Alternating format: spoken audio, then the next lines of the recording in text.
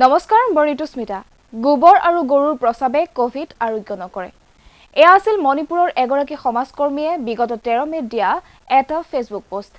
পোষ্টৰ বাবে গ্ৰেপ্তাৰ হৈছিল লিচুমবাম এৰেন্দ্ৰ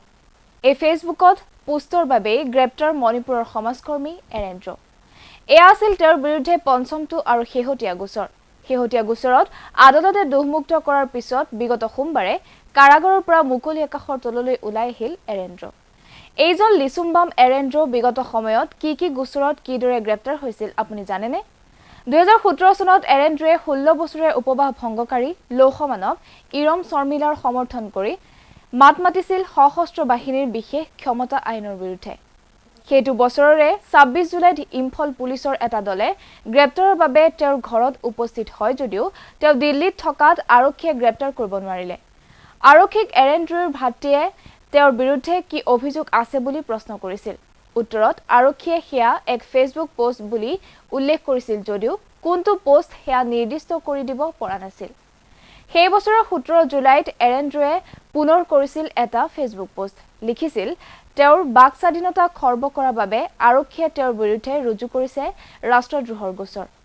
তেওঁৰ পোষ্টত প্ৰশ্ন কৰিছিল যে আপোনালোকে মোৰ শৰীৰ বন্দী কৰিব পাৰে কিন্তু মোৰ মনক কিদৰে বন্দী কৰিব 2018 চনৰ মে মাহত মণিপুৰৰ বিজেপি নেতৃত্বাধীন চৰকাৰৰ তীক্ষ্ণ সমালোচনা কৰি ফেসবুকত আপলোড কৰা এটা ভিডিঅ'ৰ ভিত্তিত গ্ৰেপ্তাৰ কৰা হৈছিল এৰেন্দ্ৰক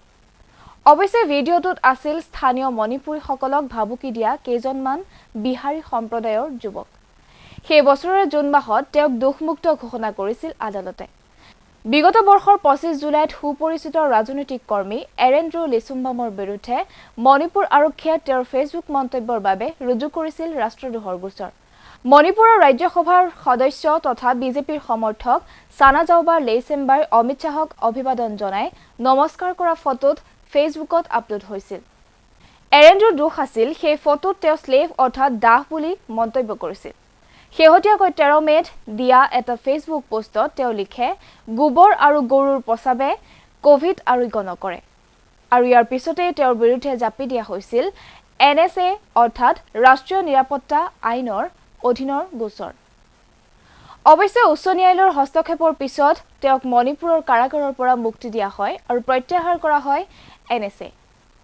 ন্যায়াধীশ DY চন্দ্ৰচূড় আৰু MR শাহৰ বিচাৰপীঠে এই সম্পৰ্কে মন্তব্য কৰে যে ইটোৰ পিছত হিটো অভিযোগৰে তেওঁক আটক কৰি থকাটো সংবিধানৰ 21 নং অনুচ্ছেদৰ অনুসৰি তেওঁৰ মৌলিক অধিকাৰ খৰ্ব কৰা হৈছে